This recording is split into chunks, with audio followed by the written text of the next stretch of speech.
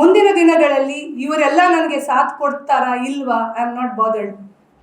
ಆದರೆ ನಾನು ಒಂದು ಹಿಂದುಳಿದ ವರ್ಗದ ಮಹಿಳೆಯಾಗಿ ಹಿಂದುಳಿದ ವರ್ಗ ಅದನ್ನು ತೆಗೆದು ಬದಿಗೆ ಇಡಿ, ಮಹಿಳೆಯಿಂದ ಏನು ಸಾಧಿಸ್ಲಿಕ್ಕೆ ಆಗ್ತದೆ ಅಂತ ಹೇಳಿ ನಾನು ತೋರಿಸ್ಕೊಡ್ತೇನೆ. ನಾನು ಒಬ್ಬಳೇ ಅಲ್ಲ, ಈಗಾಗಲೇ ತುಂಬ ಜನರ ಹತ್ರ ಮಾತಾಡ್ಕೊಂಡಿದ್ದೀನಿ, ಟೀಮ್ ಮಾಡ್ಕೊಂಡಿದ್ದೀನಿ. ಆ ನೀಚನ ಮನೆ ಎದುರು ಹೋಗಿ ಪ್ರತಿಭಟನೆಯನ್ನು ಮಾಡ್ತೀವಿ, ಅಲ್ಲೇ ಧರಣಿ ಕೂತ್ಕೊಳ್ತೀವಿ, ಎಲ್ಲಿವರೆಗೆ ಅವನು ಮದುವೆ ಆಗುದಿಲ್ಲ ಅಲ್ಲಿವರೆಗೆ.